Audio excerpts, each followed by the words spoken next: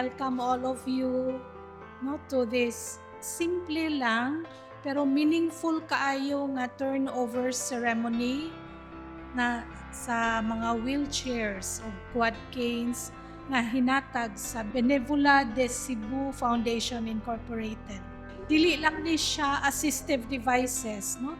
Gift ni siya nga makalihok-lihok mata. Gift ni siya nga naay pag-asa nga makagawas pa dayta sa atong panimalay para mahimo nga aktibo sa mga kalihukan sa komunidad.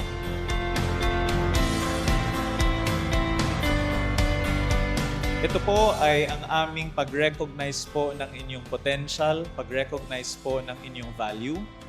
And this is our admiration of your resilience, your determination, and then your strength.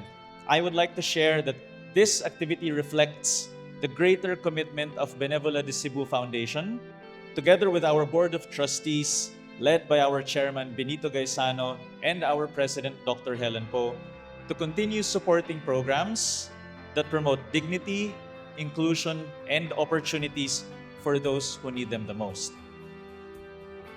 On behalf of the City Government of Mandaue, I extend our sincere gratitude to the Benevola de Cebu Foundation Incorporated, Chonghua Hospital, and all our partners for this meaningful donation of wheelchairs and canes. Sa atong mga kaigsuunan nga maoy makadawat niini nga mga kagamitan, hinaot nga kini makatabang sa inyong adlaw-adlaw nga panginabuhi o makahatag kaninyo og mas dako nga kagawasanan sa paglihok. Dili lamang kini nga mga wheelchair or baston, kundi mga simbolo sa paglaom, pag-atiman o panaghiusa sa atong komunidad. Pasalamat ko sa Chonghua Hospital nga ihatag sila na mo opportunity nga matagaan ang mga PWD. Labi na gyud sa katong nanginahanglan gyud og mga assistive devices. Kaya gamit kaayo ni sa mga PWD, labi na katong naglisod sa paglakaw. Salamat gyud mi ani nga nakadawat mi ani. Salamat kay no sa naghatag aning amuang bag-orong sungkod ba. 2017 pa ko nangandoy ani nga makadawat. Karon pa gyud.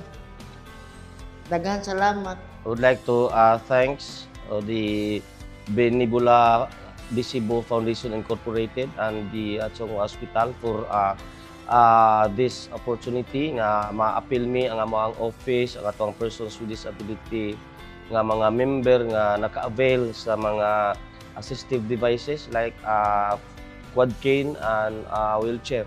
Naot pa nga kani amo ang laom nga naapay dugang nga mga partnership sa ato ang donor karon labaw sa tanan kay daghan patag mga member nga nagkinahanglan ni labi na gayud katong atong mga persons with disability nga mga indigent, no? Naot gamit kayo ni nila ang ato ang assistive devices para sa ilahang mobility, no, and independence.